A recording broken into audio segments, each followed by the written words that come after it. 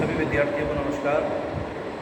मैं तपन व्यास एक बार पुनः आपके लिए कोर्स नंबर 15 स्वास्थ्य एवं शारीरिक शिक्षा के अंतर्गत आज की नए विषय को लेकर के हम यहाँ उपस्थित हुए हैं। आज हम जब पढ़ रहे थे लास्ट क्लासेस के अंदर डाइजेस्टिव सिस्टम में, तो हमने लाल ग्रंथियों और पाचक ग्रंथियों के बारे में अध्ययन कर रहे थे। तो लाल ग्रंथियों के बारे में समझा, अग्नाशय ग्रंथि के बारे में जानकारी प्राप्त की। अब जो मेन ग्रंथि रह जाती है, जैसा कि डायग्राम आपको यहाँ दिख रहा है, ये यकृत ग्रंथि है। और यकृत ग्रंथि जो होती है वो शरीर का सबसे व्यस्ततम भाग होता है, सबसे बिजी पार्ट होता है और सबसे इम्पोर्टेंट हिस्सा भी होता है यकृत ग्रंथि, क्योंकि यहाँ विभिन्न सारे एंजाइम्स का संश्लेषण भी होता है, बहुत सारी क्रियाओं का संपादन भी होता है। इसी वजह से जब हम इसकी चर्चा करते हैं कि शरीर की सबसे बड़ी ग्रंथि कौन सी है, तो शरीर की सबसे बड़ी जो ग्रंथि आती है उसका नाम आता है यकृत ग्रंथि। यदि हम उत्पत्ति की इसकी बात करें तो इसकी उत्पत्ति जो होती है वो एंडोडर्मल होती है और शरीर का सबसे व्यस्ततम भाग है, इसलिए इसे शरीर का बंदरगाह कहते हैं। क्या कहते हैं? शरीर का बंदरगाह या फिर जीवन रूपी जो नदी है उसका बंदरगाह इसको कहते हैं। जीवन रूपी नदी का बंदरगाह या फिर शरीर का बंदरगाह इसको कहते हैं, क्योंकि बंदरगाह वो स्थान होता है यहाँ से देश के अंदर आवाजाही रहती है, आयात निर्यात का कार्य किया जाता है। तो ये एक बंदरगाह के रूप में है जीवन रूपी नदी के, जहाँ हम देखेंगे जब इसके कार्यों के बारे में अध्ययन करेंगे कि इसके माध्यम से क्या क्या कार्य किए जाते हैं। इसी वजह से क्योंकि बहुत सारे क्रिया इसके द्वारा संपादित की जाती हैं, शरीर की जैव रासायनिक प्रयोगशाला या बायोकेमिकल लेबोरेटरी इसको कहा जाता है। तो शरीर की जैव रासायनिक प्रयोगशाला के नाम से किसको जाना जाता है? लीवर को जाना जाता है। ये स्ट्रक्चर में आपको लीवर दिख रहा है। और लीवर की हम बात करें तो लीवर जो होता है हमारे शरीर में डायग्राम के नीचे राइट हिस्से की तरफ स्थित रहता है और पेरिटोनियम जो होती है उसके बाहर की ओर स्थित होता है। आगे हम इसकी चर्चा करते हैं कि यह हमेशा कैसा होता है? पालीयुक्त होता है। यकृत कैसा होता है? पालियों में बटा हुआ होता है। यकृत पालीयुक्त होता है। इन पालियों को हम क्या कहते हैं? लोब्यूल्स के नाम से जानते हैं। लोब्यूल्स के नाम से इसको हम जानते हैं। और जब हम इसकी बात करते हैं पालियों की, तो इसकी दाईं पाली जो होती है वो सबसे बड़ी होती है। राइट जो इसकी लोब होगी वो कैसी होगी? सबसे बड़ी होगी। ये हिस्सा ये राइट लोब है, ये लेफ्ट लोब है। राइट लोब जो होती है वो दाईं पाली जो होती है सबसे बड़ी होती है। इसकी निचली सतह पर क्या स्थित है? ये पित्ताशय या इसको कहते हैं गॉल ब्लैडर। ठीक है। इसी पित्ताशय से गॉल ब्लैडर से यहाँ एक नलिका निकलती है जिसका नाम है सिस्टिक डक्ट। ये पित्ताशय से गॉल ब्लैडर से नलिका निकल रही है, इसका नाम है सिस्टिक डक्ट। ये डायग्राम में स्पष्ट दिख रहा है। और ये डक्ट जो निकलती है वो किससे मिलती है? यकृत की वाहिनियों से मिलती है। हेपेटिक डक्ट से ये मिलती है और हेपेटिक डक्ट से मिलकर के एक कॉमन बाइल डक्ट का ये निर्माण करती है। हेपेटिक डक्ट से ये सिस्टिक डक्ट मिलती है और एक सामान्य पित्त वाहिनी का निर्माण करती है, जिसे डक्ट ओलिडॉक्स के नाम से भी जानते हैं। इनको डक्ट ओलिडक्ट के नाम से भी इनको जाना जाता है। सामान्य पित्त वाहिनी होती है। अब ये मानव के अंदर सामान्य पित्त वाहिनी होती है, ये पैनक्रियाटिक जो डक्ट होती है, अग्नाशयी वाहिनी जो होती है, ये पैनक्रियाज है। इस पैनक्रियाटिक इसकी डक्ट है, नीचे जो दिख रही है इसकी नलिका है। इसके साथ ये कॉमन बाइल डक्ट मिल जाती है, पैनक्रियाटिक डक्ट मिल जाती है और किसमें खुलती है? ड्यूडेनम वाले पार्ट में खुलती है। ये दिख रहा है ड्यूडेनम की ग्रेनी वाले पार्ट में खुलती है। और ग्रेनी में जब खुलती है तो यहाँ ऑडी का भाग होता है, उपस्थित होता है, इसके द्वारा ये यहाँ रुक जाती है, ठहर जाती है। यहाँ तक ये बाइल का सिक्रेशन होता है और यहाँ बाइल जाकर के यहाँ क्या कहता है, ऑडी का भाग इसको रोकता है, इसके द्वारा ये रुक जाती है। लेकिन जब अन्य स्तनधारियों की बात करते हैं ह्यूमन्स के अतिरिक्त, तो पित्तवाहिनी, बाइल डक्ट्स और साथ साथ ही कौन सी, ये कॉमन बाइल डक्ट्स जो है पित्तवाहिनी और पैनक्रियाटिक वाहिनी, ये होती है वो अलग अलग नली में खुलती है, जबकि यहाँ ये कॉमन नली में खुल रही है, यूरिनम के अंतर्गत एक नली के माध्यम से खुलती है। यकृत की आंतरिक संरचना की हम बात कर रहे हैं, तो यकृत की आंतरिक संरचना यहाँ डायग्राम में आपको दिख रही है, हम डायग्राम पर ही चर्चा करते हैं। यकृत क्या है, पहला पॉइंट की बात करते हैं कि यकृत जो होता है, ये देखिए पालियाँ हैं, ये पालियों का बना हुआ है। यकृत बहुत सारी पालियों से मिलकर के बना होता है और प्रत्येक पाली जो होती है, एक पाली जो होती है वो अनेक पालिकाओं की बनी होती है। तो पालिकाओं को क्या कहते हैं, लोब्यूल्स कहते हैं। ये पाली जो होती है अनेक पालिकाओं से मिलकर के बनी होती है, लोब्यूल्स से मिलकर के बनी होती है। तो हमने यहाँ जो स्ट्रक्चर देख रहे हैं, ये एक पालिका की संरचना है, ये संरचना एक पालिका की है, जिसको हम स्ट्रक्चर ऑफ लोब्यूल्स के नाम से समझ रहे हैं डायग्राम के माध्यम से। लोब्यूल्स जो होते हैं, ये ध्यान रखना, यकृत की क्रियात्मक और संरचनात्मक जो इकाई होती है, यकृत की क्रियात्मक और संरचनात्मक इकाई जो होती है वो यही पालियाँ होती हैं। तो कभी भी ये एग्जाम में पूछा जाए यकृत की क्रियात्मक व संरचनात्मक इकाई कौन सी होती है, तो क्या उत्तर होगा उसका, लोब्यूल्स होती हैं या पालिकाएँ होती हैं। इसके बाद हम आगे इसी में चर्चा कर रहे हैं कि पालिकाओं की संरचना में आपको दिख रहे हैं ये कि पालिकाओं की संरचनाओं में क्या हो रहा है कि प्रत्येक पालिका जो हो रही है सहज ऊतक द्वारा, आपको दिख रहा है कि सहज ऊतक के द्वारा अन्य पालिकाओं से पृथक रहती है। ये एक पालिका है, ये दो है, ये तीन है, इस प्रकार से प्रत्येक पालिका जो होती है वो सहज ऊतक के माध्यम आवरण से एक दूसरे से क्या रहती हैं, पृथक रहती हैं। सहज ऊतक का जो आवरण होता है इसको कहते हैं ग्लीशन कैप्सूल। ये सहज ऊतक का आवरण क्या कहलाता है, ग्लीशन कैप्सूल कहलाता है। इसके माध्यम से ये प्रत्येक पालिका अन्य पालिकाओं से पृथक रहती है। और यकृत पालिका के अंतर्गत यकृत की जो कोशिकाएं होती हैं वो बिखरी हुई नहीं रहती, कभी भी कोशिकाएं इसके अंतर्गत बिखरी हुई नहीं रहती हैं, बल्कि किसमें पाई जाती हैं, एक श्रृंखला के अंतर्गत पाई जाती हैं। और प्रत्येक श्रृंखला को हेपेटिक कोड के नाम से जानते हैं या यकृत रज्जु के नाम से जानते हैं। ये इसके अंदर जो कोशिकाएं होती हैं वो बटी हुई नहीं रहती है। यकृत रज्जु होता है, हेपेटिक कोड होता है। जैसे हम चर्चा करें कि हेपेटिक कोड की जो संरचना है वो इस प्रकार की होगी। हेपेटिक कोड के अंदर ये जो होती हैं श्रृंखला के रूप में पाई जाती हैं और ये हेपेटिक कोड कहलाता है। ये यहाँ दिख रहा है आपको यकृत नलिका का, तो ये इस प्रकार से ये जो सेल्स है, ये सेल्स ये पाई जा रही हैं, ये हेपेटिक कोड के अंतर्गत पाई जाती हैं। ठीक, बिखरी हुई नहीं रहती है, इनमें पाई जाती है, ये हेपेटिक कोड वाला पार्ट कहलाता है। तो यकृत रज्जु के मध्य के स्थान को रक्त पात्र कहते हैं। ये हेपेटिक कोड है,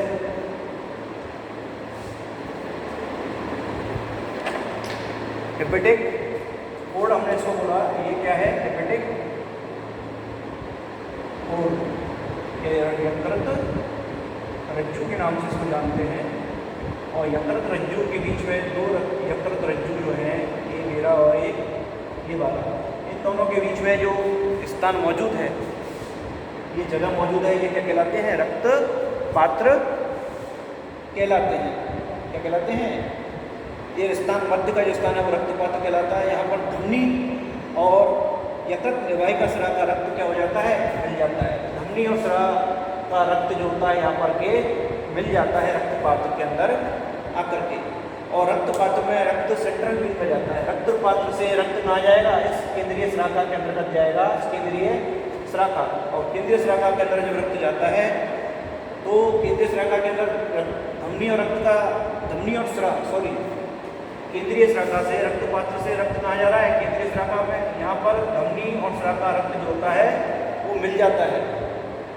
और पूरे शरीर के अंदर केवल यह क्रिया जो होती है, जहाँ की धमनियों स्राव का रक्त मिलता है वो केवल कौन सी होती है? सेंट्रल वेन्यूल्स जिनको बोलते हैं, केंद्रीय स्राखाएँ जिनको बोलते हैं, यहीं पर रक्त मिलता है। ये हम ध्यान रखेंगे।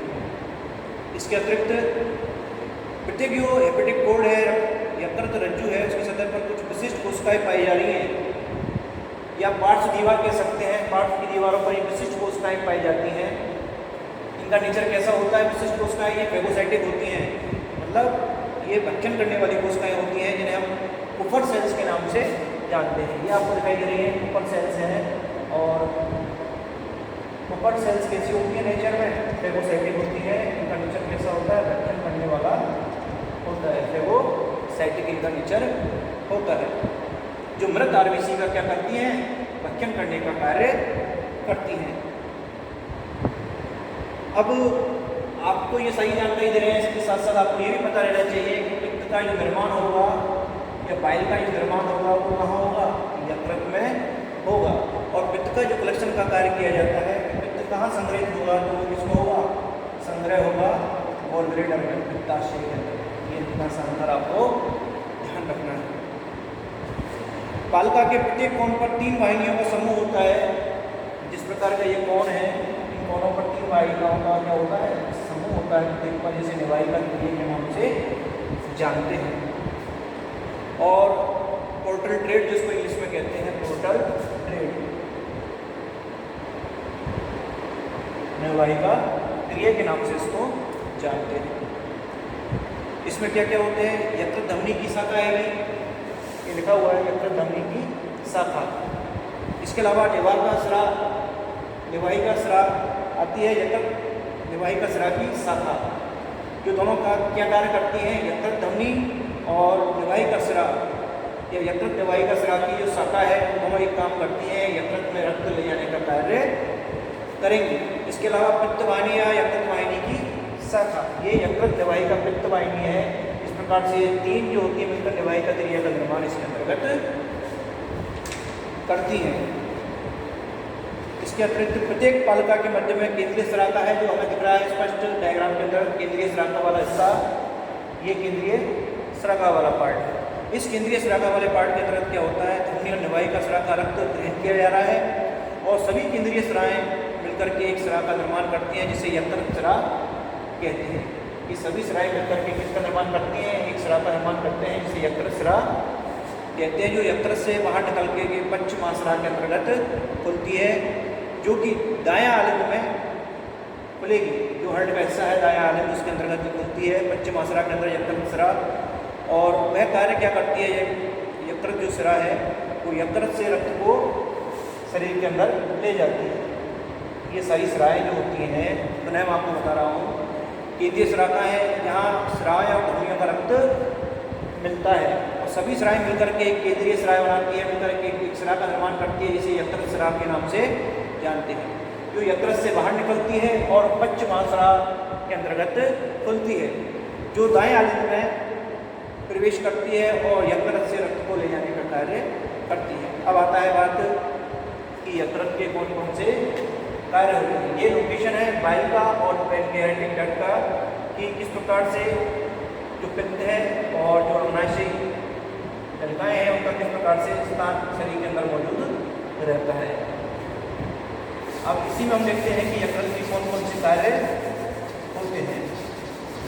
तो यकृत के कार्य की हम चर्चा कर रहे हैं, तो यकृत का सबसे पहला जो कार्य है वह है पित्तरस का संश्लेषण। पित्तरस का निर्माण होना या संश्लेषण होना, ये कौन इसके अंतर्गत हो रहा है? लीवर के अंतर्गत हो रहा है। दूसरा क्या हो रहा है? भ्रूण अवस्था के अंदर आरबीसी या रक्त का निर्माण होना। भ्रूण अवस्था जब होती है तो आरबीसी का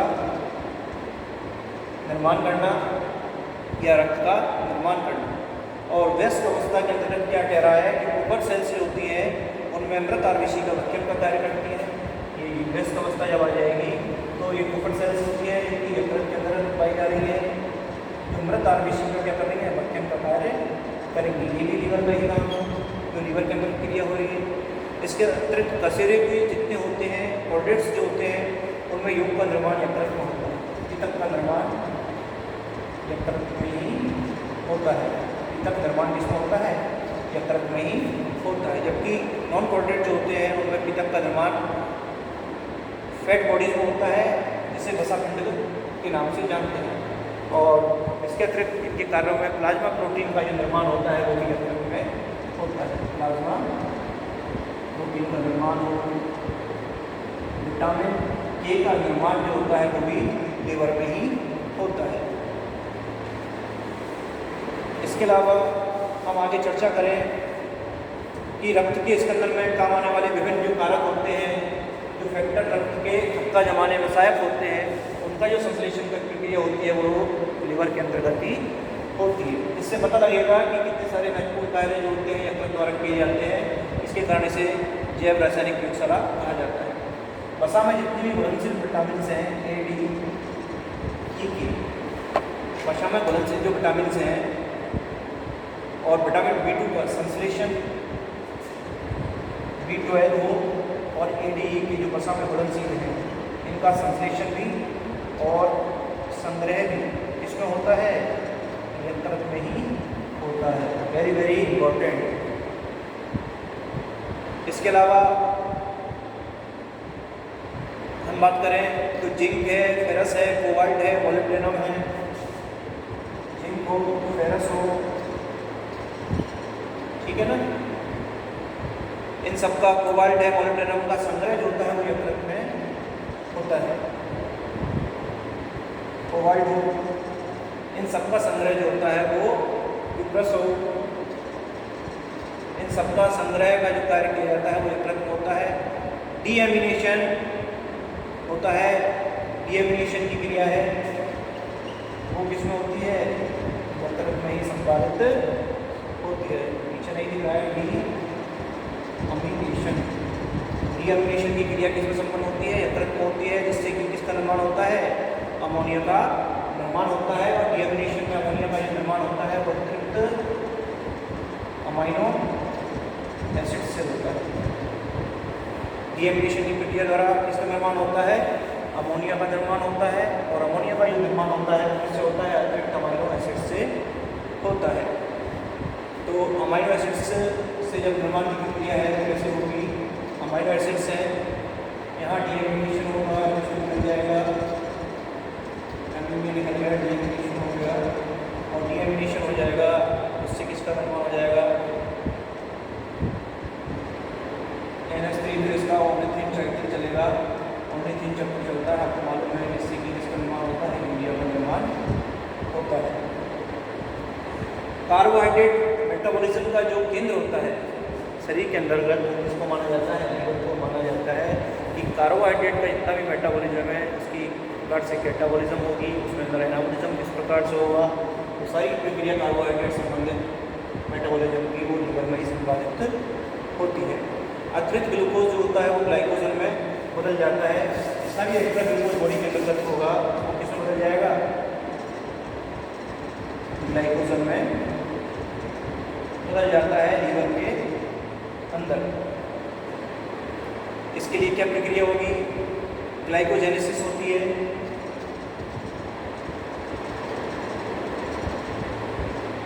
इसमें क्या होगा कि जितना भी बॉडी के अंदर अतिरिक्त ग्लूकोज होगा वो किस में कन्वर्ट हो जाएगा, ग्लाइकोजन में कन्वर्ट हो जाएगा। इसके बाद दूसरी जो प्रक्रिया होती है वो होती है ग्लाइकोजीनोलाइसिस। ग्लाइकोजेनेसिस है, दूसरी होती है ग्लाइकोजीनोलाइसिस। इसका मतलब ग्लाइकोजन क्या होगा, उसका विघटन हो जाएगा इसमें, ग्लूकोज में। ठीक, ये ग्लाइकोजेनेसिस जो होती है उसमें तो ग्लूकोज ग्लाइकोजन में कन्वर्ट होता है। ग्लाइकोजीनोलाइसिस जो होती है उसमें ग्लाइकोजन का पुनः विघटन हो जाता है, ग्लाइकोजन टूट जाता है किसके अंदर, ग्लूकोज के अंतर्गत। लीवर के अंदर ही ये क्रिया संपन्न होती है, ग्लाइकोजीनोलाइसिस। इसके बाद होता है ग्लूकोनियोजेनेसिस। ग्लूकोनियोजेनेसिस एक तीसरी प्रक्रिया है। और ग्लूकोनियोजेनेसिस का क्या हुआ कि अमाइनो एसिड्स और फैटी एसिड जो होते हैं वो परिवर्तित हो जाते हैं और पुनः किसका निर्माण होता है, अमाइनो एसिड्स और फैटी एसिड जो होते हैं कन्वर्ट हो जाते हैं, चेंज हो जाते हैं पुनः, और निर्माण किसका होता है, ग्लूकोज का। इसका मतलब पुनः निर्माण, ग्लूकोज का पुनर्निर्माण। सारी क्रियाएँ होती हैं वो लीवर में संपादित होती हैं। जितने भी विषैले पदार्थ हैं, टॉक्सिक जो सब्सटेंस होते हैं, उनको विषीन पदार्थों में बदलने का कार्य किया जाता है, वो लीवर में होता है। एल्कोहल का जो मेटाबॉलिज्म होता है, उसके बाद हानिकारक वसा का निर्माण होता है। एल्कोहल का जब मेटाबॉलिज्म होता है तो हानिकारक पदार्थों का क्या होता है, निर्माण होता है। हानिकारक पदार्थों का निर्माण होता है, या हानिकारक जिसको पदार्थ में क्या है, हानिकारक वसा। और एल्कोहल का जो सेवन ज़्यादा करता है व्यक्ति, उसके अंतर्गत क्या होता है, फैट जमा होता रहता है। ये फैट जो जमा होता है वो कहाँ होता है, सुना होगा आपने कि एल्कोहल जो ज़्यादा पीता है उसका लीवर ही डैमेज होता है। तो ज़्यादा एल्कोहल पीने से क्या होता है, फैट जमा होता रहता है एल्कोहल के अंतर्गत, और एल्कोहल में क्या आ जाती है, स्वेलिंग आ जाती है, सूजन आ जाती है। सूजन आ जाने से क्या होता है, ये इनएक्टिव हो जाता है, काम करना बंद कर देता है। जो सारी इतनी सारी प्रक्रियाएँ संपादित हो रही थी वो क्या हो जाएंगी, धीरे धीरे स्लो डाउन होने लगती हैं। और अत्यधिक जो एल्कोहल पीता है उसके अंदर क्या होता है, यकृत फट जाता है, और यकृत फटने में क्या होता है, ब्लीडिंग होगी। ब्लीडिंग होने से व्यक्ति की मृत्यु हो जाती है। इस प्रक्रिया जो कि यकृत का फटना होता है उसको क्या कहते हैं, लीवर सिरोसिस के नाम से जाते हैं। और लीवर सिरोसिस के अंदर यकृत की जो सेल्स होती हैं वो क्या हो जाती हैं, नष्ट हो जाती है। कोई ना कोई ऐसा कारण रहता है इसकी वजह से यकृत की सेल्स नष्ट हो जाती हैं। तो ये सारी चर्चा थी हमारी आज, वो यकृत ग्रंथि को लेकर के थी। ये बहुत इम्पोर्टेंट है एग्जाम के दृष्टिकोण से भी, और हमारे जानने के लिए भी कि हमारी बॉडी के अंदर आकर लीवर का कितना महत्वपूर्ण रोल होता है। तो लीवर ग्लैंड जो होती है शरीर की सबसे बड़ी ग्लैंड होती है। ये हमने समझना देखी, लॉब्यूल्स इसकी एक क्रियात्मक संरचनात्मक इकाई होती है। इस प्रकार से इसकी ये पूरी क्रियाविधि हमने जानी और समझी है। इसे आप देखें, समझें, सुने। धन्यवाद।